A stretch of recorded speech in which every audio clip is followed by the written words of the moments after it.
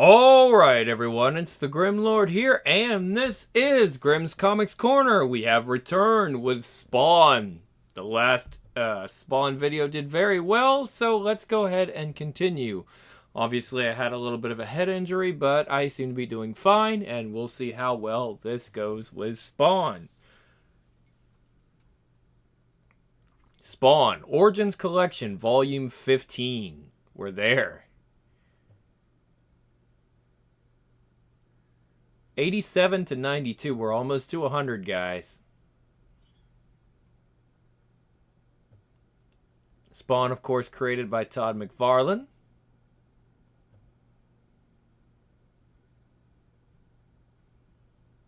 Spawn is a man whose life has been stripped away from him, and now we are not only dealing with his destruction, but he is trying to put his life back together and come up with a specific purpose as to what he's doing. In an odd way, his purpose and goal is to find a purpose and goal and use his powers for good. It's one of the things he struggles with right now as he starts to morph into something that isn't a pure superhero. Todd McFarlane, Spawn Letters Page, Issue 90. Okay, Issue 87, September 99, Folklore. New York City is a city... Hold on, 1 second. Let me take this off. Yep. Yeah, the necklace is going to make noise. You don't need that. Alright, here we go. New York City, rather, New York is a city built on ghosts. Close your eyes and you can hear them. Look quickly enough and you may see them. The stillborn dreams of immigrant souls delivered to Ellis Island by black draped coffin ships. The leaping suicide bankers of 1929.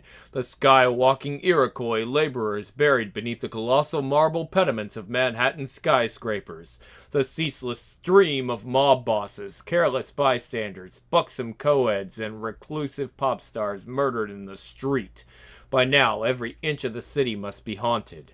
But there is only one ghost which haunts me. For years, there have been low murmurings among the city's demi-monde of a cloaked urban avenger called Spawn. Every age has its legends, and this one is custom-made for the cusp of a new millennium. It's perfect. While the babbled towers of commerce fail in their quest to touch the hem of God, a spectral agent of justice emerges from the squalid depths of the city gutters. The innocent are protected, the guilty are punished, and evil is vanquished. All of which is pure melodramatic bullshit, of course, but it makes a nice tale. 6 weeks ago, a mysterious fire blazed through an area of the Bowery given the colorful nomenclature of Rat City, a place that has seen its share of strange occurrences over the past several years, a piece also known by some as Spawn Alley. Ring! Ethan Crone! What? Yes, of course I'm working on... No, it'll be ready when it is... My what? My advance? Don't you dare speak to me. No, you will listen to me. Now I recognize that as an editor you have no soul, but I will not... Obsessed? What on earth are you? No, God damn it, I am not having this conversation. Don't interrupt me. I'm hanging up. Please route all future paranoid outbursts through my agent, alright? You'll get it when you get it. No, I am not. Go to hell! Slam! I am not obsessed. Interview number 7, Stiv and Lissa. So what, do I just start? Cool. Okay, yeah, I've heard of Spawn. I used to scam down near the alleys. Dudes around there were pretty cool. Mostly they're old guys, though. It gets really depressing with the old guys, like they're never gonna change. Whatever you are at 40, that's what you'll be forever, right? Not me, though. I got plans, don't we, hon? Big plans. So yeah, Spawn. I heard he's a black dude. They did something to him in the war. Like, gave him superpowers. Mutation experiment or something. All kinds of weird alien shit, like in that movie. The one with that guy from the other one. No? I saw him a couple times. Spawn, I mean. Never talked to him, though. I just kind of kept my distance. Struck me as the kind of guy who appreciates his privacy. Know what I'm saying? What? So, listen, dude. Are we, like, getting paid for this, or what? You here to make me famous, friend? Is that what this is about? To bring my God-given talent to the people, let me shine a little righteous light into this dark, dark world? Alright, I'm ready for my close-up, Mr. Man. Spawn, listen, brother, you don't want to go there. That's messing with some deep, dark, hella evil, Mickey fickin' mojo there. All of that devil crap, man, just leave it out. Why you want to know about something like that? No, I ain't never seen him, but my pal Rudy has. Saw him skin a man alive and feed him to his dogs. And he's got this stare, right? Just holds you to the spot. Hypnotic-like. He's one messed up cat, I can tell you that much. Yes, me? I think it's some kind of voodoo zombie shit. My granddaddy was a magic man down in New Orleans. He knew all about that crap. He was a healer. One time when I was kid, I saw him cast 7 devils out of his old whore. Yaga-ooga! All the demons come pouring out your mouth like bats and snakes and lizards, like you're puking up a zoo or something. Don't play with that stuff, I'm telling you, for real. Walk the path of a righteous man, my brother. The devil is everywhere, and it only takes one moment of weakness. You best be keeping your eyes open in this bitch world. Know what I'm saying? Interview 14. Willie, Chet, and Bigfoot. Yeah, we knew him. Real well, too. Oh, yeah, I was right there when he torched. Pals we were. His posse, like in the westerns. Man, I love westerns. Ever seen that one about that badass sheriff? Hey, remember the time he fought that big metal dude, Robo Wop or whatever? What was his name? The Pentium Guinea? Oh, man, was that sweet. He got him by the throat like this. Well, pow! And then the robot dude, he gets spawning in a headlock, like grinding his nose into the pavement. It was brutal. No, that's not how it happened. Let go of my... Those were the days, man. Kicking ass, taking names. Before he got all morose and moody. Yeah, I miss the big guy. I really do. As far as walking corpses go, he was the best. Hey, whatever happened to that freaky monkey? Uh-oh. Hey, sorry about your shoes, dude. Interview 14, Bobby. I guess I'd like to think we were friends. I know that sounds weird, but that's how it first felt to me. I remember when he first came here, some of the other guys wanted him to leave. Not that you could make him leave or anything like that, but always said, hey, he's one of us. Poor sucker's lost his home, his family, his whole life, just trying to make the best out of a bad situation. Isn't that what we're all doing? All of us? But I never thought he'd just up and leave like that. It was really hard. That last night before it happened, you could see something in him had changed. Something switched over in him for good, and that was that. I don't blame him or nothing. Like I said, it's just really hard. See, a while back, I lost another friend. His name was Bootsy. At least that's what we called him. Real smart guy. Always looked after me. Closer than brothers. Turns out Bootsy was an angel. And I don't mean like he's a nice guy, but that he was an actual real-life angel sent to watch over us. He saved Spawn's life once. And then he had to leave. Said he'd always look out for me, though. But it don't feel like anyone's looking out for old Bobby these days. Every year these old bones get a little creakier. The days seem a little shorter. Every day it's like there's just less of me. Excuse me. Give me a sec, will you? Let me tell you something about Spawn. I don't think anyone ever really understood. Well, to tell you the truth, I think he was lonely. It sounds funny, I know, big tough guy like that, but I really think he was. I mean, I know what it's like to feel you ain't got nothing in this world. Like, no matter what you do, your best days are long behind you, and even they were pretty crappy now that you think about it. Sometimes things get so bleak, you just gotta laugh. Most people don't know this, but Old Al could have quite a sense of humor when the mood struck him. He had this real deep, booming laugh. I remember once... Wait, I'm sorry. Not Al, Spawn. Spawn, not Al. He told me not to call him that no more. Never speak that name again, that's what he said. I'm sorry, I just forgot for a minute. You think you can maybe cut that part out? Anyways, I know I'm rambling, I'm sorry. I guess I'm saying sometimes this world gets so cold, and sometimes the only thing you have to keep you from going under is your friends, and they go and leave you, and I'm sorry. Can we just stop now, please? Interview 17, Sam and Twitch. Actually, we're ex-cops now. Come Monday, we are once again part of the thin blue line that separates civilization from anarchy. Thin being used rather metaphorically here, of course. Bite me, Twitch. So what did you want to know about? Hell spa? Twitch, you know anything about a hell spa? Huh? Oh, hell spawn. Gotcha. Scourge of the Alleys, Kate's Avenger in New York City, the Urban Boogeyman, Spawn the Undead. Nah, never heard of him. Although there was one Cape Marauder as I recall, sir. Do you remember? Oh geez, I almost forgot. This was years ago. We're still in uniform back then. Get some call about a woman being attacked by a crazed superhero. So, we get to the place. Check it out. Naked woman tied to her bed. Some dude out cold on the floor wearing a Batman mask, a cape, and goddamn nothing else. So what do? I go to cuff the intruder. And then the broad starts screeching, "Stop it, you'll kill him." Turns out it was some kind of kinky game. Chick's boyfriend would dress up like an idiot and pounce on her from top of the dresser. Got her real hot. Only this time, the poor bastard knocks his head on the ceiling lamp. Boom! Out like a light. So she's tied up. Her boyfriend is in a coma. Not a comma. Let's try that one again. So she's tied up. Her boyfriend is in a coma for she knows, and she screams bloody blue murder.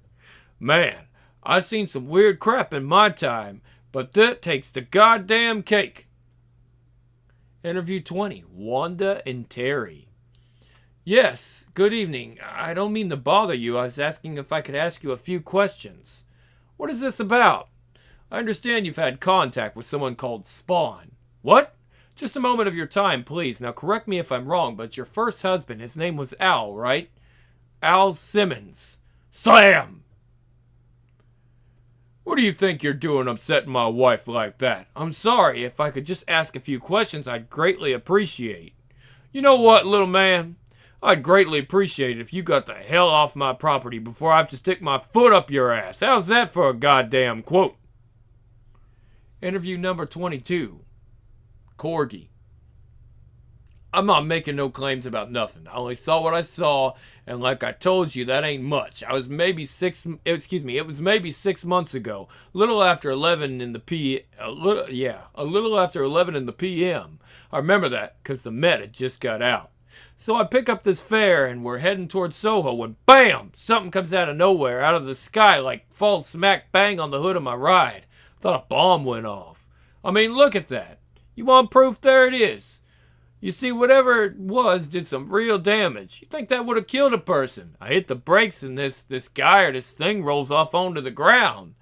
I stare at him for maybe 1 second, but it felt like forever.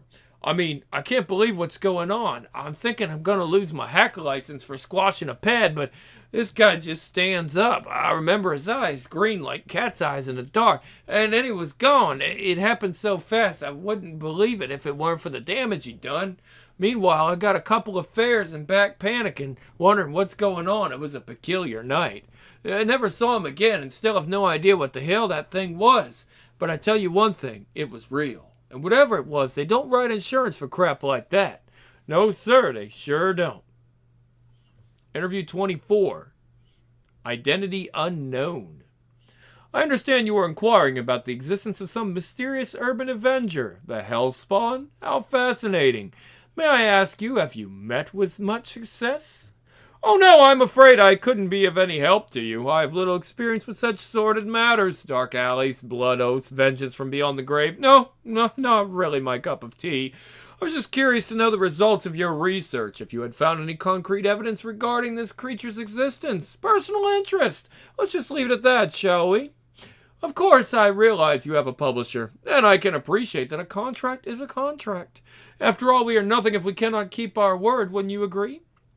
But anything you turn up, particularly to Spawn's current whereabouts, well, let's just say I am in a position to discuss a very generous bargain, should you be so inclined. Oh no, that won't be necessary. Believe me, when the time comes, I will know how to contact you. Good evening, then. I want to begin by getting some coverage of... I don't know, there's something about this place. It's really giving me the creeps, you know? It's very simple. We're gonna spend the night here. You will shoot what I tell you to shoot. Record what I tell you to record. No one said anything to me about spending the night in a hellhole like this. I am paying you an obscene amount of money. You will scrape the excrement from the bottom of my shoe with your teeth if I ask it. Now let's get to work. Okay, and then he says, I want to begin by getting some coverage of. And then he says, I don't know, there's something about this place. It's really giving me the creeps, you know? Don't be silly. This isn't a Bosnian death camp. It's a New York City alley. That's kind of our point there, Chief. Yeah, Jesus, it's a rat. That's it, I'm out of here. I ain't getting rabies just for some golden time. Ditto. Get back here, we have a contract. Take it up with the union. 12:05 a.m. Left to my own devices, I make a reconnaissance of the general area. It's much larger than I expected and still largely deserted. Admittedly, I am not an expert, but from what I can tell, the fire that swept through here was highly irregular. Some areas are scorched so deep the bricks have melted, yet flammable surface nearby remain untouched. It is almost as if the fire had a specified objective. As a personal observation, it seems inconceivable that anyone would intentionally choose this place as a home. It is fetid and musky and reeks of ancient garbage. It's going to be a long, dark night ahead. 3:15 a.m. The last of the coffee is gone. The caffeine is making me jittery. Funny, alone in the dark with one's thoughts like this, it can be very disconcerting. Every sound, every shift of the countless overlapping shadows, and my muscles leap with adrenaline. I still don't know what I'm expecting to find, but I will remain until sunrise. Come out, wherever you are. Thump, thump. What the hell was that? Thump, thump. There's an odd thumping noise, probably just a loose board flapping in the wind. I follow the noise to the heart of the alley maze. It is clear that this is where the conflagration began. Thump, thump. I find the remnants of some rudimentary structure, an altar perhaps. There's a great deal of charred debris and some small bits of God. These look like bones. Thump, thump, thump, thump. Where is... I have tracked the noise to an old boarded-up window. Thump, thump, thump, thump, thump, thump. I can't see any... Scree, scree, scree, scree, crack! Ah! Son of a bitch! Ah! No, please, for the love of God, what are you? Oh, oh Jesus. Ah! I want to die. Please, I gotta know. I don't care about the book or about the money or any of that. I just want to know for me. There's something going on. I've seen it, but I don't understand it. Something happened in those alleys, goddammit, and I just have to know what it is. I can't sleep till I know. Please, I'm begging you, just tell me the truth, that's all I want. Tell me the truth about Spawn. The truth? Very well, I'll tell you. But I don't think you'll like it.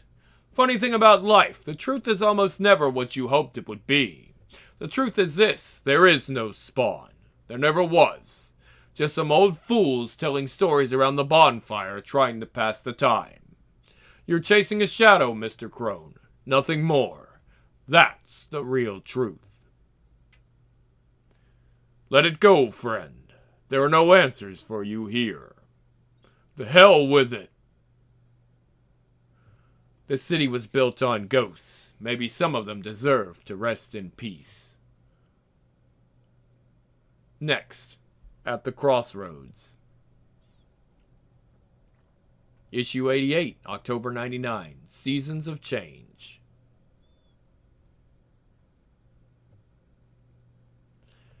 My name is Mary, and I'm in deep, dark trouble. Seth locked me in my room so I could think about what I did.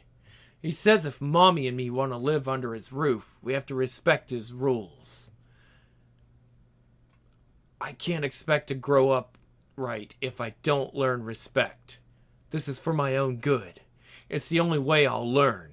If I don't straighten up, I'll be nothing but a dirty, no-good slut, no better than a dog. That's what he told Mama. Tonight I will get my punishment. Seth said when the fights are over, he's going to teach me a lesson. Until then, I am to wait here and keep my smart mouth shut. I'm sorry I was so bad. Need to take a leak. The fight started a little bit ago. I can hear Seth saying bad words to the TV. It's his TV, and he paid good money for it, and no one has a right to touch it but him. Footsteps. Hey, little missy, I hope you're thinking long and hard about what you did. Your mama's working the late shift tonight, so she won't be around to help you none. I ain't gonna have no spoilt little crybabies in my house. You start showing a little gratitude, or you and your old lady are out on your ass. You got it? You got that? I hold tight to my Molly and wish Mama was here. But if she was here, she'd probably get a whipping too. I don't want Mommy to get hurt for something I did. Yes, sir. I have to take my medicine like a big girl. I'm supposed to sit here all alone and think about my actions. Only thing is, I don't think I'm alone anymore. Ever have the feeling that you're walking into your own funeral, or that you're about to sit down to a meal where you're the main course? That's pretty much how I feel right now. Ah, good evening, sir. Your party is waiting. Thank you. Here we are, sir. The Oak Room at the Plaza, one of the finest restaurants in the hemisphere. At this moment, I'd rather be anywhere else in the world. Straight off, the angelic twit tries to make friends. Typical. Count Cagliostro, I presume. It's a pleasure to meet you. I am Ambassador Epiphany. That's her name. I am Ambassador Epiphany. I have been sent to represent the Seraphic Assembly. Please have a seat. Listen, my dear girl, it's bad enough that we have to be here. Let's not make it worse by pretending to like each other. As you wish.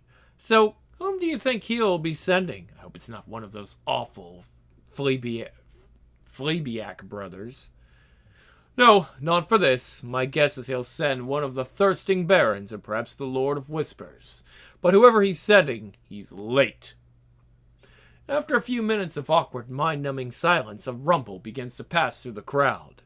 At first I thought it was a movie star arriving, or perhaps one of those idiot billionaires one always sees in the newspapers. I can't believe my eyes. This is much worse than I ever imagined. I don't think the poor girl was prepared for this either. By the blessed chalice, it can't be! I'm afraid it is. She and I were both wrong. He didn't send anyone to speak for him. Instead, he showed up himself. Cagliostro, Epiphany, good evening. I apologize for my tardiness. I was held up in contract negotiations. Couldn't be helped.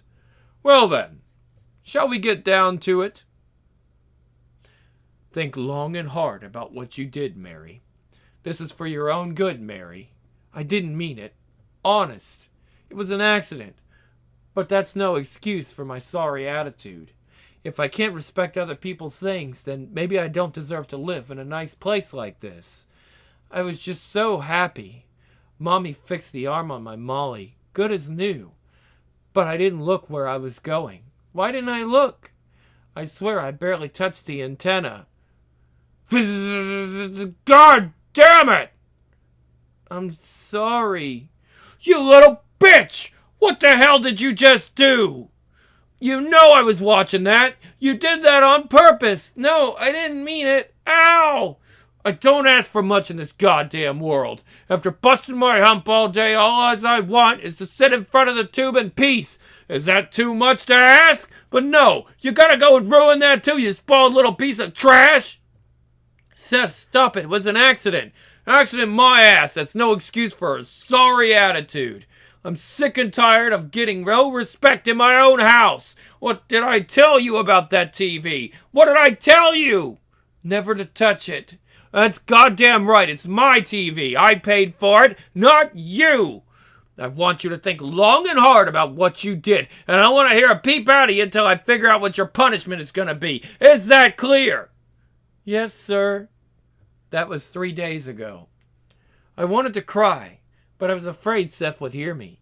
I tried to sleep, but I was too scared for that, too. I guess maybe Seth doesn't like kids.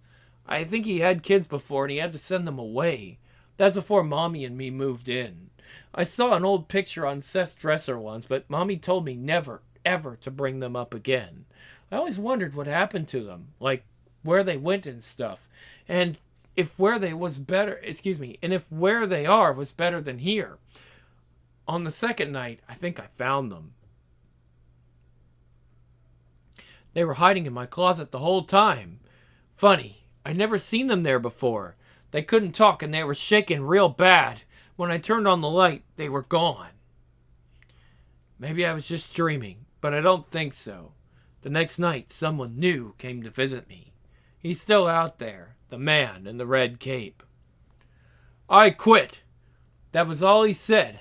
Then he proceeded to destroy every earthly trace of his presence, and I haven't seen him since. That was almost 3 months ago. I'm afraid I have nothing else to tell you. He quit? What does that mean? He can't quit. This isn't a parlor game, isn't it? Please don't be flippant, Cogliostro. I'm sure even you can understand how serious this is. This has never happened before. It changes everything.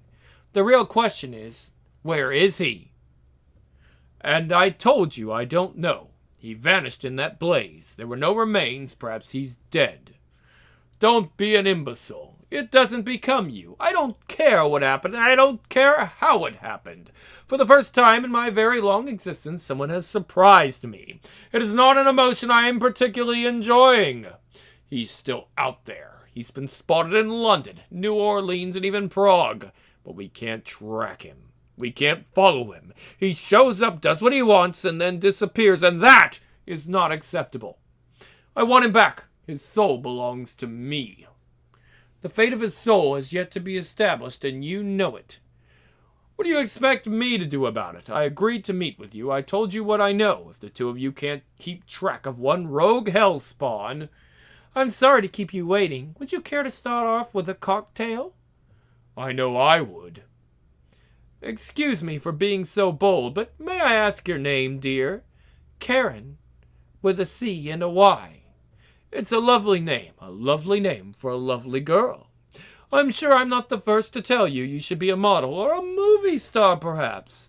I can see you having quite a future in Hollywood. Fame, fortune, romance. It's something you've always dreamed of, isn't it?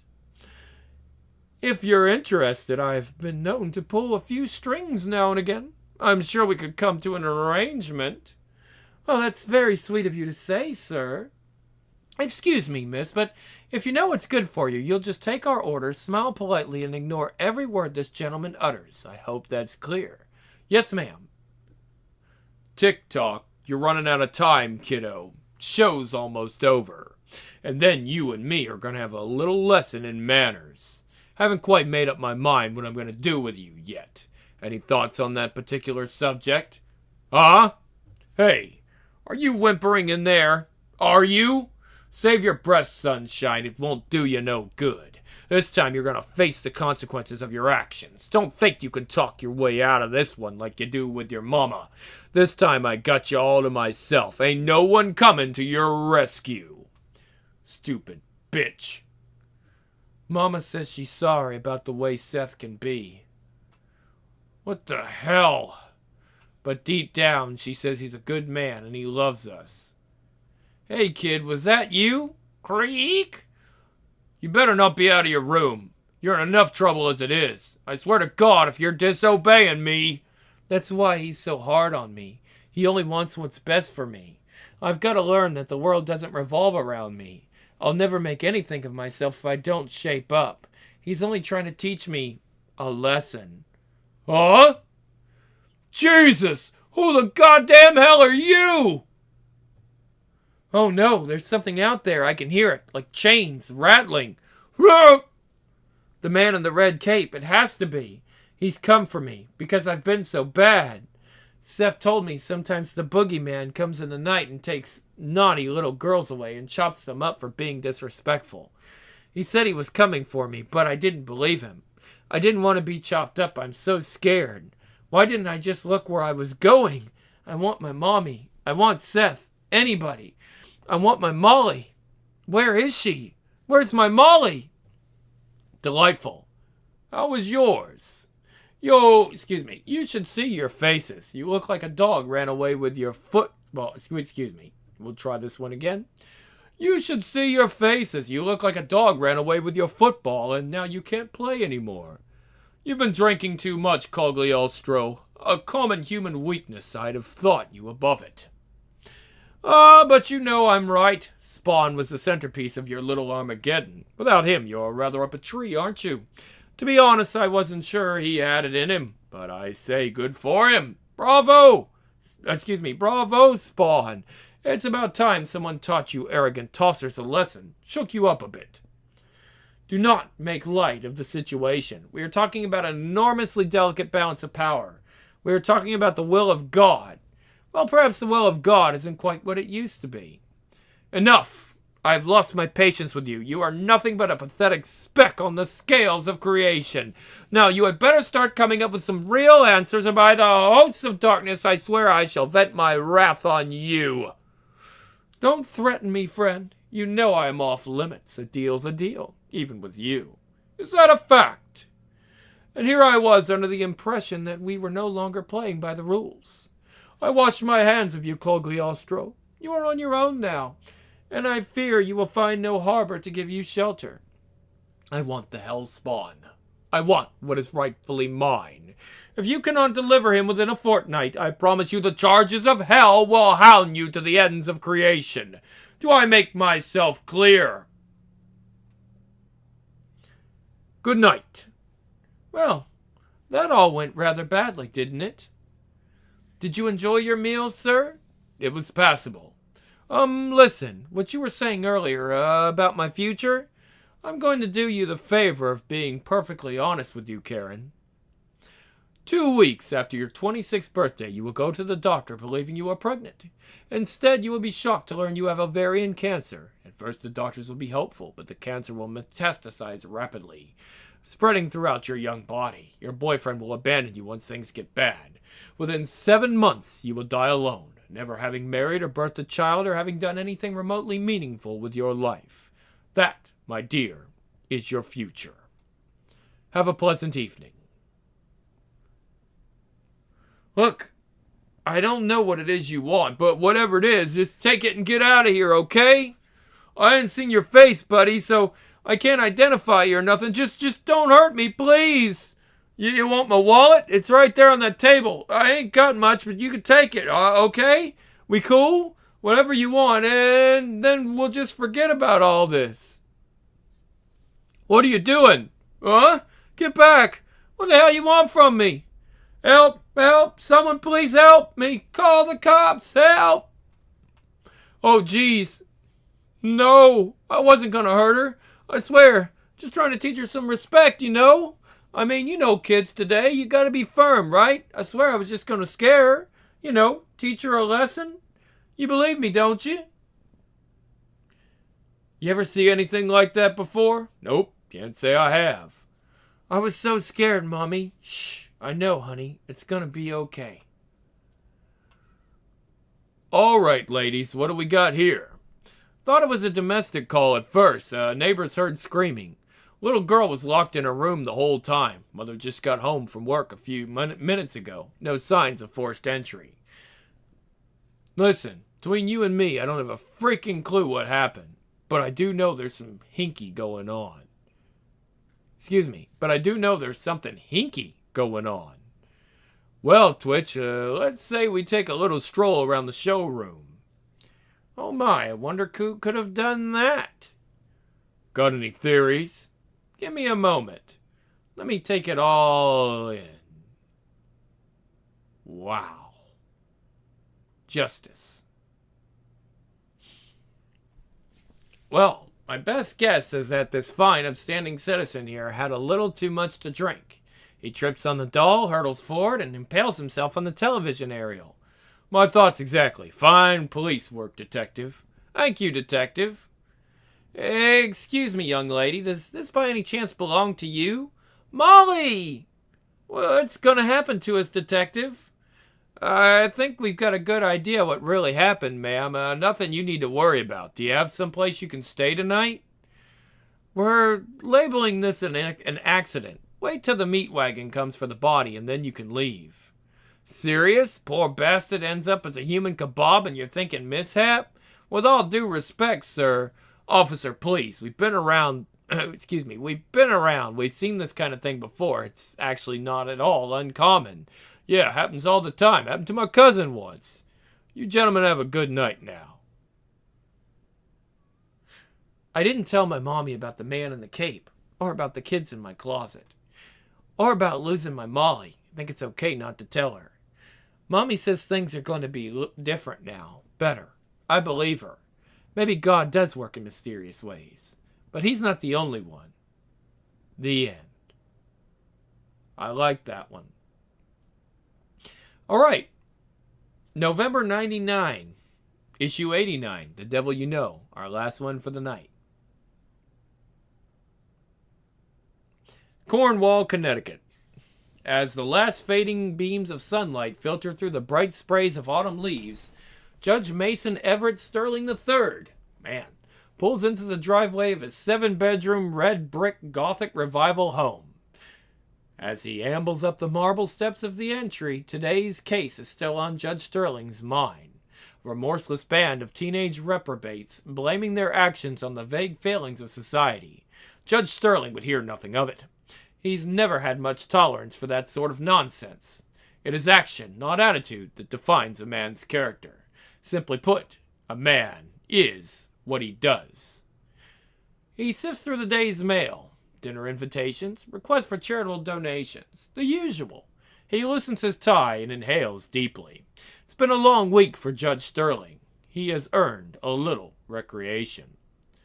Hello, anybody here? Seraphina? The maid and the gardeners have already left. Judge Sterling is alone. He can relax now.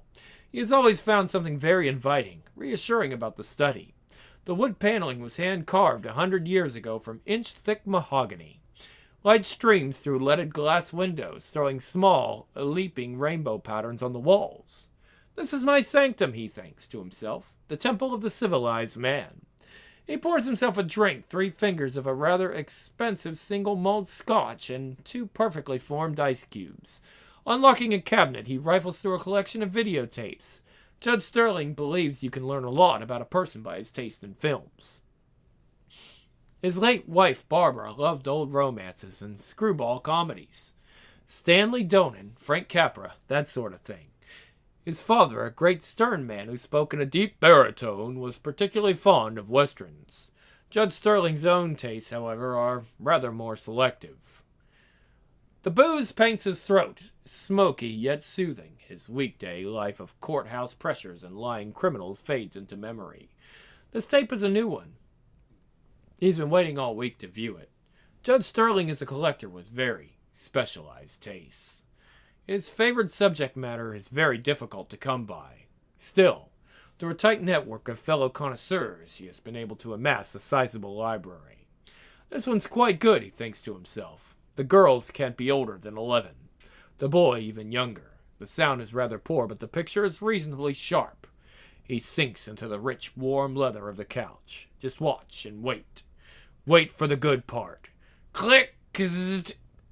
What was that? Who are you? How did you get in here? Mason Sterling. It is time for you to be judged. Get out of my house! Do you know who I am? You are on my property. That means I can do anything I want with you.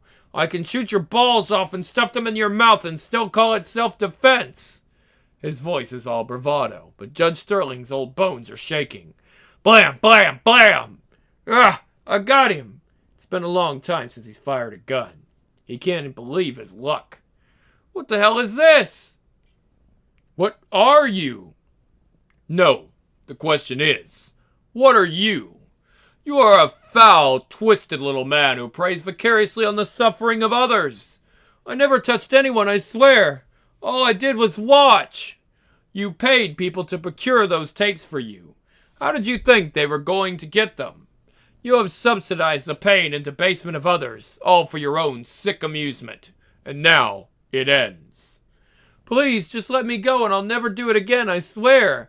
I can pay you anything you want. Just let me go. There are things your money can't buy you, Sterling. You know what has to happen, don't you? No, please, I'm begging you. All right.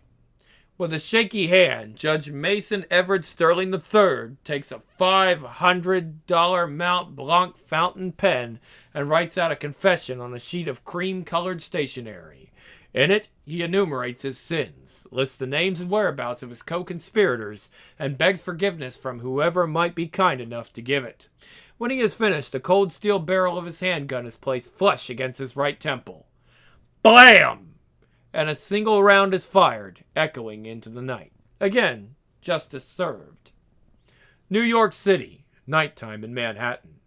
A shadow play of asphalt and neon, flesh and fantasy. The city is alive at night, like some great mythic beast. Breathing, stalking, tensing its muscles, feeding its appetites. Towering skyscrapers bear silent witness as countless fragile little souls mingle and separate, fall together and fall apart. They experience delight and loneliness and hope and terror, and believe that no one else in the world can understand what they feel. Above it all, the hellspawn watches, listening to the shadows. Everything is different now. The darkness moves around him, embraces him, but it also moves through him, is an extension of him, and he of it. At any given time, half the world is in shadow. Wherever shadows fall is his domain. There's something out there tonight, hiding, waiting for him. Somewhere in the night, a viper is nesting. He scans the horizon. Where? Where is it? There. Cogliostro's library, secreted in the sub-basement of the New York Museum of Antiquities. The repository of all earthly knowledge regarding the curse that until recently afflicted Spawn. His cloak ripples with awareness. Doors open. Alarms fall silent at his whim. The shadows call him. And the sun turned black as sackcloth, and the oceans churned with blood. And throughout all the nations of men there was great wailing and gnashing of teeth. Oh, I think I quite like that. Who are you? I don't think there's any need for introductions, do you? Midtown. Where to, miss? Here's an address. First time in New York? No, not at all, but it has been a while. Things have changed quite a bit since I was here last. That's a fact. So, business or pleasure? Your trip, I mean. To be honest, I haven't quite worked that out yet. Both, I suppose, if I manage it right. Gonna hit all the tourist traps? You should have seen what they've done with Times Square. You'd think this millennium thing only happened every 1,000 years. Actually, I plan to keep a pretty low profile for the time being. In fact, I'm sure you're already forgetting my face. Where is Cog? Cogliostro, if he has any sense at all, is digging himself a very deep hole in the most remote quarter of Antarctica. Not that it will help him any. But he is not a concern of yours. You and I, on the other hand, have quite a bit to discuss. There's nothing to talk about. Oh, but there is. Now, I don't think you understand exactly what you have done or how deeply the ramifications of your actions run. You have caused a great deal of discomfort to a great number of people. You are a child playing with matches who is dangerously close to burning the house down. But let's leave that aside for a moment. It is clear that we have underestimated you. You were far more clever than we gave you credit for. But you did make a deal, and it is one to which you will be held. Do you understand? Simmons made a deal. Simmons is dead. Oh, please. You don't think you're the first to try that little loophole, do you? I'm afraid it doesn't work that way. Still, situations being what they are, I am not at all opposed to the idea of renegotiation. You have nothing to offer me. Of course I do. I can grant you your heart's desire. What was her name? Wanda? Very well, she shall be yours. What else? Tricks. Lies. Oh, that's right. You had a rather bad experience with my associate. I never quite understood why he does that. I suppose he thinks it's funny. But I believe in dealing plainly. If Wanda is what you want, why not just give her to you? If Wanda is what you want, why not just give her to you? It's a lot simpler in the long run. Fact of the matter, dear boy, is that you are important to us, to me. I want you to be happy. Please tell me what I can do for you. You can go back to hell and rot. That was rather rude. Why would you say something like that? Are you trying to make me angry? I don't think that's what you really want to do. You have no concept of what I am, no concept of what power I wield. I am older than man. I am older than this pathetic dirt clod we are standing on. I am older than time. There is nothing in your tiny experience that could possibly lend you the proper perspective as to what you are dealing with. You are quite out of your league, boy. You made a deal and we expect you to honor it. I'm not afraid of Malbolgia, and I'm not afraid of you. Then you are a fool! Malbolgia is a flea buzzing around my ear, but he is my flea, and whatever is his ultimately belongs to me. You belong to me. I can be very unpleasant if the mood strikes. I can heap such miseries upon you that no words in your petty little language could begin to describe them. Or I can be very generous. I can make you Lord of the Eighth Circle. I'll serve you Malbolgia's heart on a plate. If that's what you want, I can make a god out of you. You can go off and create whatever worlds you like in your own image. Populate them all with billions of Wandas. I don't care. But when the time comes, you must do what I ask. I can grant you your every wish, or I can hurt you in ways you've never imagined. But I will never, ever let you slip from my grasp. Is that clear? Are you smirking under that mask? You think this is funny? Look around you. This is the history of your kind. 10,000 generations of hellspawn, all bound forever in the chains of hell. Each one sure they could somehow escape their fate, and everyone was wrong. Do you really think you're that special? There is but one thing in this universe that you can undo me. There is but one thing in this universe that can undo me, and you are not it. You bear our mark. You are our property. You belong to me. Now, are you going to be a good little soldier or not?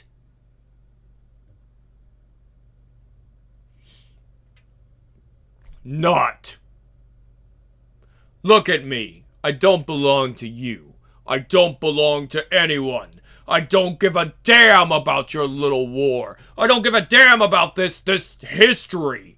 History begins now, with me. Do you know what this is? Oh, I see you do. The lance of an angelic huntress, charged with the light of heaven itself.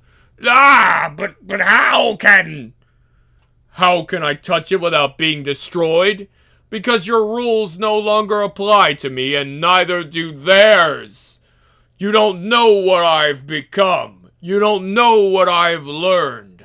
I've seen the truth, and I know your dirty little secret. The one heaven and hell I've been keeping from man since the dawn of time. We don't need you. You need us. Isn't that right? Get away from me! Get that away from me!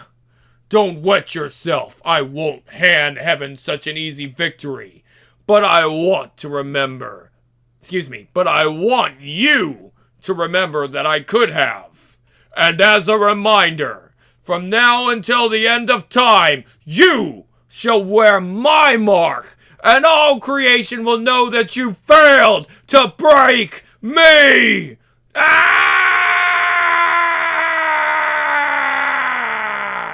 How dare you! How dare you! If we were in my realm, I would rend your soul to atoms for this affront!